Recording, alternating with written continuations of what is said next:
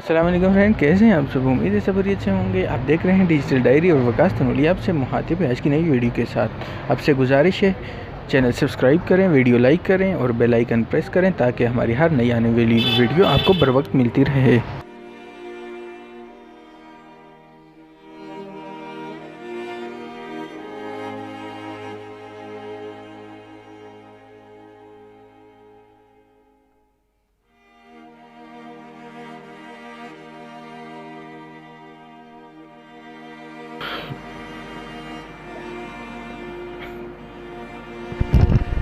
آج ہم تفصیلی بات کریں گے ڈارون کا مفروضہ ارتقاء حیات۔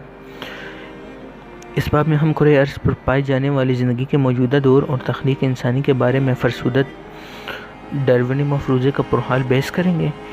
یہاں ڈارون کا مفروضہ ارتقاء حیات کا سائنسی بنیادوں پر تجزیہ پیش کیا جا رہا ہے تاکہ ہم قارئین پر یہ حقیقت عیاں ہو سکے کہ یہ مفروضہ ہر قسم کی سائنسی صداقت سے مکمل طور پر حالی ہے۔ کرۂ ارض پر پائی جانے والی ادوار حیات میں سے اس وقت ہم مرحلہ حیات جدید کے آخری حصے میں موجود ہیں، جسے سائنسی اصطلاح میں ممالیہ جانوروں اور پرندوں کا دور کہا جاتا ہے۔ چارلس ڈارون کے مطابق نوع انسانی بھی دوسرے بہت سے جانوروں کی طرح ممالیہ گروپ سے تعلق رکھتی ہے۔ اس نے انسان کو جانوروں کے درجہ ذیل حصے میں شمار کیا ہے، جیسا کہ آپ سکرین پہ دیکھ سکتے ہیں۔ جب سے ڈارون کا مفروضہ ارتقاء نے نوع انسانی کو بوزنا بندر ہی کی ایک ترقی یافتہ شکل قرار دیا ہے، تب سے موجودہ دور کو ممالیہ جانوروں اور پرندوں کا دور کہا جانے لگا ہے، اور اس زمن میں انسان کا الگ سے ذکر نہیں کیا جاتا۔ تاہم قرآن مجید نسل انسانی کو خلق آخر ممیز مخلوق کہہ کر پکارتا ہے اور اسے احسن تقویم بہترین بناوٹ قرار دیتا ہے، لہذا اس دور کو جانوروں، پرندوں اور انسانوں کا دور کہا جانا چاہیے۔ یہ بات بھی ذہن نشین رہے کہ جانور، پرندے اور انسان تینوں مخلوقات ایک ہی دور میں ظہور پذیر ہوئے۔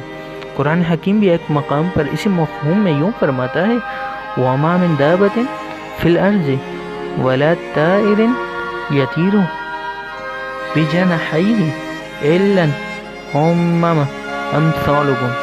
سورۃ انعام کی یہ آیت ہے: اور اے انسانوں، کوئی بھی چلنے پھرنے والا جانور اور پرندہ جو اپنے دو بازوؤں سے اڑتا ہوا ایسا نہیں ہے، مگر یہ حقیقت بہت سی صفات میں وہ سب تمہارے ہی مماثل طبقات ہیں۔ ڈارونی ارتقاء کا غیر سیاسی آئینہ افسانہ دیکھ سکتے ہیں آپ سکرین پہ۔ یہ جنہوں نے جو چیز سمجھانے کے لیے شو کیا ہے،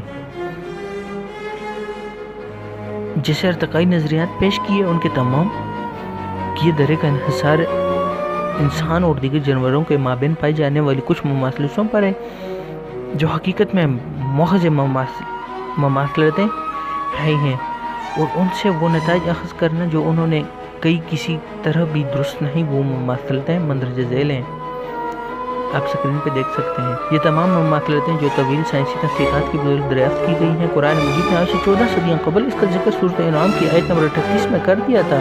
امثالکم، تمہارے جیسی کا لفظ جانوروں، پرندوں اور انسانوں کے مابین مختلف اقسام کی مماثلتوں کی طرف واضح اشارہ کر رہا ہے، جس سے کلام الہی کی صداقت اور حقیقت آشکار ہوتی ہے۔ تاہم قرآن حکیم ان مماثلتوں یہ جانے والے بہودہ ڈارونی استدلال سے ہرگز اتفاق نہیں کرتا، اور نہ کہ تمام کے تمام سے اتفاق کرتے ہیں۔ اس کے علاوہ خود ساختہ نظریہ ارتقاء حیات کے حاملین اپنے اس من گھڑت فرسودہ مفروضے کو قطعی طور پر ثابت بھی نہیں کرتے، وہ اپنے مفروضے میں موجودہ تسلسل کا فقدان سے بھی بخوبی آگاہ ہیں۔ اس عدم تسلسل کو وہ گمشدہ کڑیاں یعنی مسنگ لنکس کہتے ہیں، ان سے بہت سے گمشدہ کڑیوں باوصف مفروضہ ارتقاء کی بہت سی مباحثت اور متضاد تعبیرات کی جاتی ہیں، اور کوئی بھی متفقہ نظریہ منظر عام پر نہیں آ سکا۔ یہاں ہم پر یہ حقیقت میں عیاں ہوتی ہے کہ سائنسی تحقیقات کے وہ گوشے جو قرآنی تصورات سے ہم آہنگ وہ بالکل فطری انداز میں منتج ہوتے ہیں اور سائنس کے اس منزل تک پہنچنے میں بآسانی کامیاب ہوتے ہیں۔ دوسری طرف سے تمام وہ تصورات جو قرآنی تعلیمات سے متعارض ہوں کبھی بھی تذبذب اور شکوک و شبہات سے نہیں نکل سکتے، اور ان میں سے ابہام اور التباس ہمیشہ برقرار رہے گا اور کوئی حتمی اور قطعی نتیجہ بھی برآمد نہ ہو پائے گا۔ یہی مفروضہ ارتقاء کی بھی ہے۔ اب ہم یہاں ڈارون کے غیر منطقی مفروضہ ارتقاء کے بارے میں ترکی کے نامور محقق ڈاکٹر ہلوک نورباکی کی تحقیق پیش کرتے ہیں تاکہ ارتقاء کا یہ من گھڑت افسانہ تشت از بام ہو سکے۔ ڈاکٹر ہلوک نورباکی کے بقول چارلس ڈارون نے آج سے تقریباً 100 سال قبل کیمبرج یونیورسٹی کے کرائسٹ کالج سے گریجویشن کی ڈگری حاصل کی۔ اس سے پہلے اسے علم حیاتیات یا علم طب کا کوئی خاص تجربہ نہ تھا۔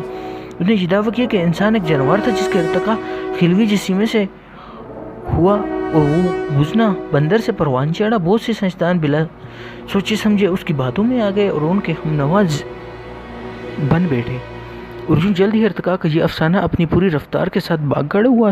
یہ مفروضہ کئی سال تک دنیا بھر کے تمام تعلیمی اداروں میں اس طرح پڑھایا جا رہا جیسے کہ واقعی کوئی سائنسی حقیقت ہو، حالانکہ سائنسی حقیقت سے اس کا دور تر کوئی واسطہ نہیں۔ دور جدید کے ایک سائنسدان دوان گوشت کہ بقول ارتقاء انسان کا جانور کی ترقی یافتہ قسم ہونا محض ایک فلسفیانہ خیال ہے جس کی کوئی سائنسی بنیاد نہیں۔ عربی گولڈ سمتھ جو بیولوجی کے ایک پروفیسر ہونے کے ساتھ ساتھ مفروضہ ارتقاء کی پرزور حامی بھی ہیں، اس حد تک ضرور دیانتدار ہے کہ اس نے یہ تسلیم کیا کہ ارتقاء کے حق میں تمام تر شکوک و شبہات سے بالآخر کوئی شہادت میسر نہیں۔ اس کی اور یہ محض تصورات کا ایک تانا بانا ہے۔ مفروضہ ارتقاء کا کھوکھلا پن۔ سائنسی علوم سے نابلد لوگ اس حقیقت سے آگاہ نہیں کہ ڈارونز اور نیو ڈارونز کے خلاف سائنسی شہادتوں کے انبار لگتے چلے جا رہے ہیں۔ اس قسم کے نظریاتی باطل اور فرسودہ سوچ کے حامل گمراہ لوگ کے لیے ہمیشہ سے پسندیدہ مشاغل ہیں جو ہموں سے شہرت کی حاصل بلا تحقیق ایسے ایشوز پیدا کرتے ہیں جن کا حقیقت سے دور تک کوئی واسطہ نہیں ہوتا۔ پچھلے چند برسوں سے اس موضوع کے خلاف تنقید میں بڑے ماہرین حیاتیات کا بھرپور اضافہ ہوا ہے۔ جیریمی رفکن نے اپنے مقالات میں اس حقیقت کا انکشاف کیا ہے کہ علم حیاتیات اور علم حیوانات کے بہت سے تسلیم شدہ محققین مثلاً سی ایچ وارڈنگٹن، پائرے پلگریس اور اسٹیفن جے گولڈ وغیرہ نے مفروضہ ارتقاء کے حامی نیم خواندہ جھوٹے سائنسدانوں کے جھوٹ کو تشتے ازبام کر دیا۔ پروفیسر گولڈ سمتھ اور پروفیسر میکبتھ نے دو ٹوک انداز میں واضح کر دیا کہ مفروضہ ارتقاء کا کوئی ایسا سائنسی ثبوت نہیں ہے۔ اس نظریے کے پس منظر میں یہ حقیقت کار فرما ہے کہ نیم سائنسدانوں نے اوٹ پٹانگ طریقوں سے خود ساختہ سائنس کو اختیار کیا ہے اور اپنی مرضی کے نتائج اخذ کیا ہے۔ مفروضہ ارتقاء کے حق میں چھپوائی کی بہت سی تصاویر بھی جیلی اور من گڑت ہیں۔ ان تمام ابتدا حقائق کے باوجود ہم یہ ضروری سمجھتے ہیں کہ حیاتیاتی معاملے سے متعلق اس کا اندرونی کہانی کا تفصیل ذکر کر دیا جائے، جسے ارتقاء کے اپنے حامی نظریے کی بنیاد تصور کرتے ہیں، تاکہ قرآن مجید اور اس کی تفسیر کا مطالعہ کرنے والے لوگوں کے قلوب اور اذہان میں ہر قسم کے شکوک و شبہات کے دروازے مکمل طور پر منقسل ہو جائیں۔ خلیوں کی من گڑت۔ اپنے ابتدائی تصورات کے متکرتوا کے حامی ابھی تک خلیوں کی دو اقسام بنیادی اور ارتقائی پر اڑے ہوئے ہیں، حالانکہ تحقیق کے بعد یہ بات ثابت ہو چکی ہے کہ یہ تقسیم غیر حقیقی 1955 کے بعد اس حقیقت کا انکشاف ہو گیا کہ تمام خلیوں کا تانا بانا 99% تک ایک جیسا ہی ہوتا ہے۔ ڈی این اے یعنی کیمیائی تعمیراتی بلاکوں کے لیے یکساں کہ یہ شرح 100% تک پائی جاتی ہے۔ خلیوں کے مابین فرق محض ان کی ریاضیاتی پروگراموں میں پایا جاتا ہے،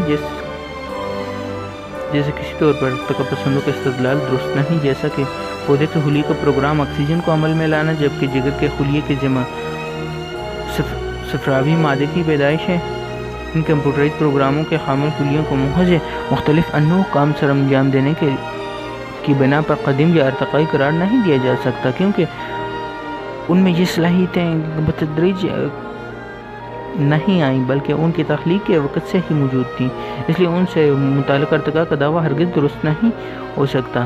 مفروضہ ارتقاء کے حامیوں کو سب سے پہلے تو کسی خلیے اور اس کے ریاضیاتی پروگرام سے متعلق اپنی معلومات کی اصلاح کر